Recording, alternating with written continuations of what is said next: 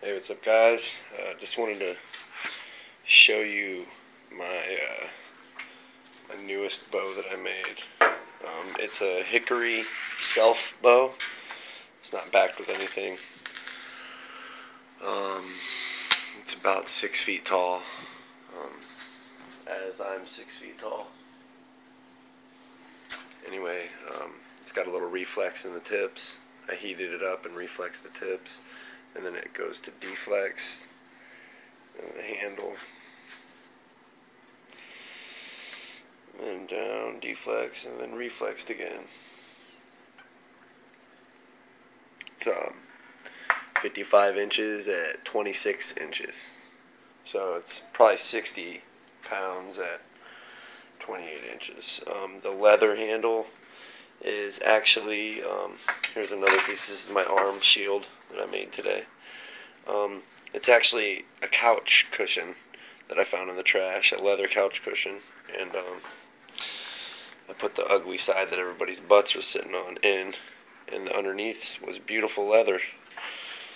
So I made a beautiful handle out of it. Also, I put a little bit of leather on the arrow shelf. This silences it when I'm shooting it, so that the arrow doesn't flick the wood of the bow, like, making that sound. There was a few knots in this wood. You can kind of, the brown stuff is like the inner bark. I mean, it's smooth. I sanded it and everything, but I didn't want to violate the growth rings. So on the back of the bow, you only do that on the belly of the bow. So I kind of left some of the bark on there. I mean, it's not really bark. It's just like colored wood. I mean, you can see it's not bark by any means. But they had a nice little knot there, a nice little knot there, a nice little knot here. So there's 3 and a foot right there. There's a bump right here that was almost a knot, another bump right here that was almost a knot. There was 3 bumps, or 3 knots, I mean, in a row right there, and there's one more knot right here under my thumb.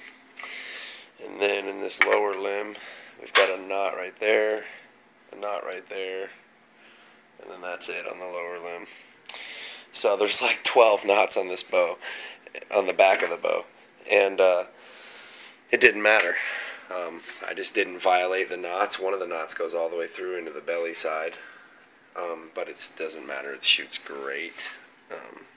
Dead nuts on. This is a great bow. It's the best one I've ever made. I've made about 12 bows now, and most of them were sinew backed.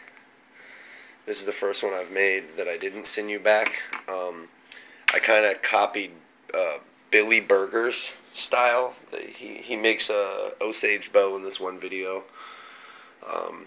and I watched it a couple of times, and my buddy had a hickory tree out front. Now I cut this hickory stave.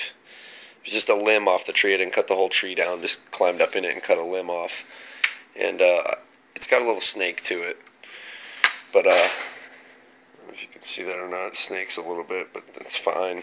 It shoots awesome. But yeah, I cut the limb out of the tree, and I let it dry in the back of my pickup truck here in just outside of Orlando, Florida, for about a week, about 6 days. And then I was gonna wait like a year, and I couldn't. I was too anxious to build the bow. I was bored. I'm out of town working at my friend's house in Orlando, well, Montverde, and my friend Travis we're building some docks, and I'm actually from South Florida, Southwest Florida, and we were bored a couple of days that it rained, so I grabbed the stave and brought it in here and started hacking away on it on an axe, and within 3 or 4 days later I had this bow. It's been about 2.5, 3 weeks since I've had it, and the only thing I can tell you that happened from drying it a little too quick is it snaked out a little bit on me, and what I did is I heated it up with oil on it, and then heated it, and then I wedged it in between like 2 trees basically, and bent it and got a lot of the snake out of it. A little bit of it came back, but not much, nothing to worry about. And then I heated it up a couple days later, and I added reflex to the tips, and then it's got deflex just from a little bit of string follow that I got the first couple of days I shot it. but now that doesn't happen anymore. It seems like it's dried out pretty well. There's no cracking or anything going on, and I think I lucked out, because you're supposed to season your wood, but it's 115 degrees down here in Florida, you know, and this thing sat in the garage for a week, so it basically got quick seasoned, if you will. But I mean, it just came out beautiful, just beautiful.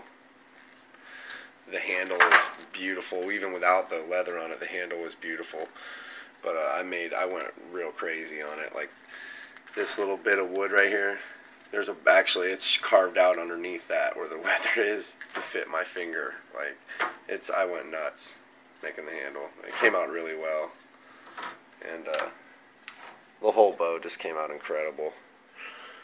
Like I said, it's 60 pounds at 28 inches. I pull about 26, and it's 55 pounds there, so it came out great. I'm super impressed with it. And the arm shield came out great. I'm not going to string it all up. It's a pain in the butt, but basically it goes like that. And that's just the inside of paracord, and yeah, it came out great. Everything came out good. It's pretty awesome. Archery setup here for free. I'd say that bow would sell online for an easy $500 to $700 for sure. I went to Bass Pro Shop the other day. See a little bit of reflex down there. I went to Bass Pro Shop the other day and priced their stick bow.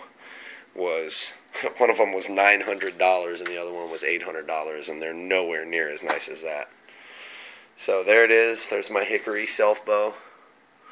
I believe it's like a long bow, flat bow design. Anyhow, that's it.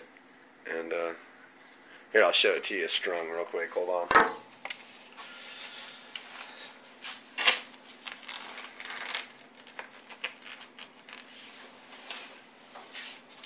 Okay, I'll set it up here where you can see it in the light.